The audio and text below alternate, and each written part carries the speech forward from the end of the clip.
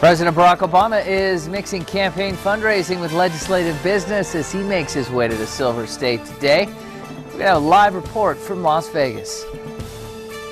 Plus, police have released the name of the man killed early yesterday morning after being hit by a car while walking down the street. We're going to have the latest on the investigation as to what happened. And the internationally acclaimed Camp Woodward is set to open this weekend. We're going to take you inside for a preview, a really amazing facility coming up on this Thursday, June 7th, 2012. You're watching News 4 Today in high definition. And a good Thursday morning, everybody. Welcome to this edition of News 4 Today as we check in with you now on the 7th day of June. Continue to keep going here. Are we on the 6th day of June? 7th. It is 7th. That's what I thought. All righty. Rundown said 6th. We know we're on the 7th, though, moving right along. Closer, of course, to the weekend as we get you going. Weather should be warming up nicely. As promised yesterday, we did warm up. It turned out to be a beautiful evening out there. Hopefully you got a chance to get out and about. We're going to be getting your forecast with Jen coming up in just a few moments. But first, President Barack Obama is scheduled to give a speech at the University of Nevada, Las Vegas later today, pushing Congress to pass legislation to prevent student loan interest rates from doubling at the end of the month.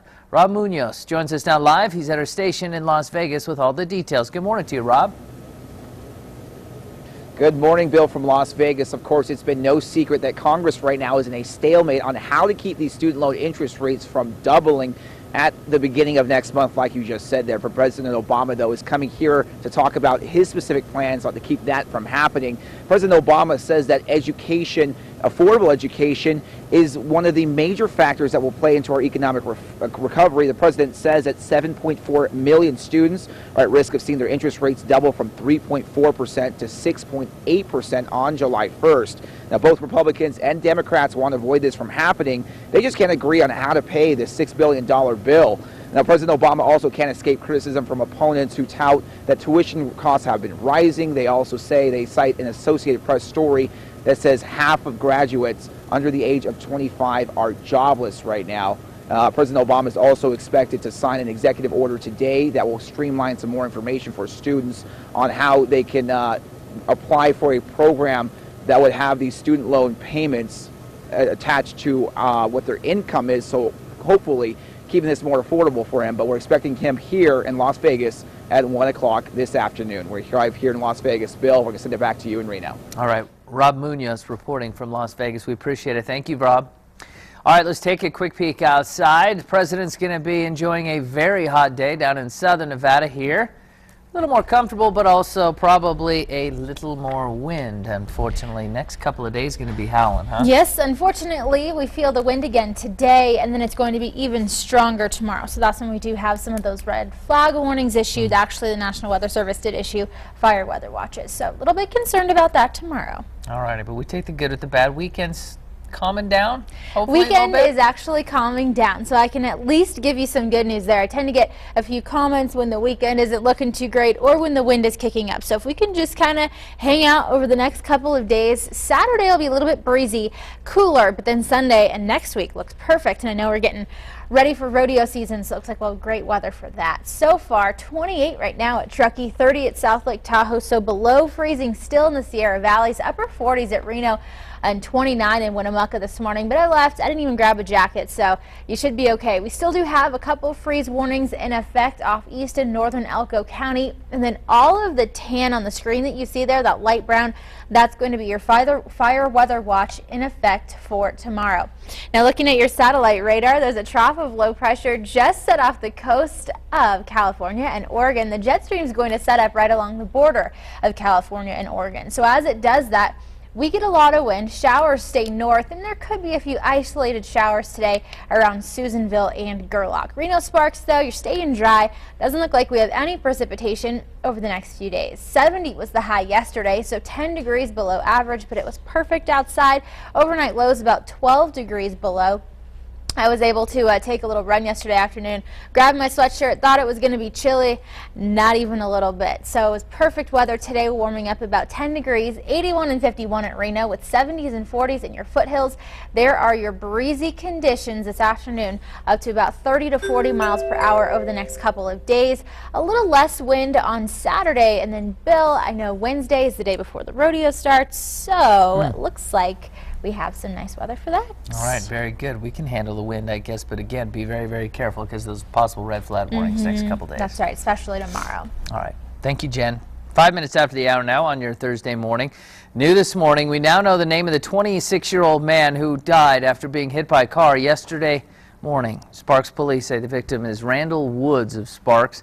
Woods was walking along McCarran and Carrasco when he was hit just after midnight. Officers say the driver did not appear to be under the influence of drugs or alcohol, but an autopsy will be conducted to determine if Woods was under the influence of drugs or alcohol. Anyone who may have witnessed this crash is urged to contact the Sparks Police Department. Legendary Nevada lobbyist and developer Harvey Whittemore is making arrangements to turn himself in at the Washoe County Jail this morning. He's charged with 4 counts, including lying to federal investigators, making excessive campaign contributions, and making contributions in the name of another. The charges center around contributions made to Senator Harry Reid on one day in 2007.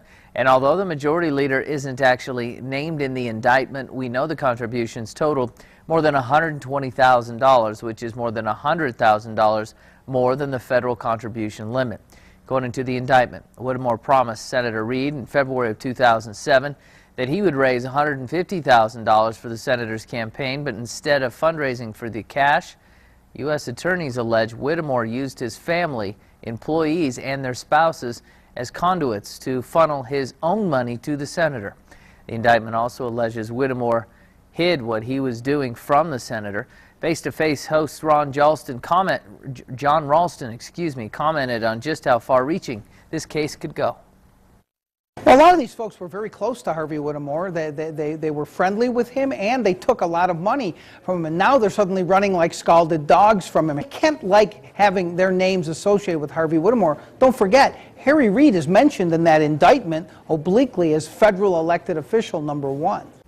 In response to the indictment, Whittemore's attorney gave us this statement, quote, "We respectfully but strongly disagree with the government's interpretation of both the facts and law applicable to this case, as well as the decision to indict Mr. Whittemore." As for the contribution, Senator Reid's people say that he's disposed of the money and the senator had no knowledge of unlawful actions.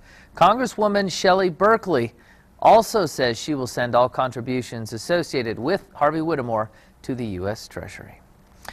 Meanwhile, a state teachers union wants a new tax to help fund education here in Nevada. The proposed 2% fee on business profits over $1 million is estimated to bring in $800 million to $1 billion for the classroom. Opponents of the idea say it would cost the state jobs, but the president of the Nevada State Education Association, the teachers union, argues the opposite is true. You know, we feel that funding and investing in education is the way that we can get Nevada's folks back to work and diversify the economy. If the initiative can pass through legal challenges, they'll have to collect more than 70,000 signatures before the legislature would consider passing the tax into law. It would also create several complicated tax exemptions for certain fields like gaming and mining. Well, classified and highly sensitive government documents are leaked, but did the White House leak them on purpose? I'm going to tell you what some experts are saying about that controversy. Also still to come this morning, a major drug bust by federal agents, but it's how the suspects were smuggling drugs into the U.S. that'll leave you shocked. These stories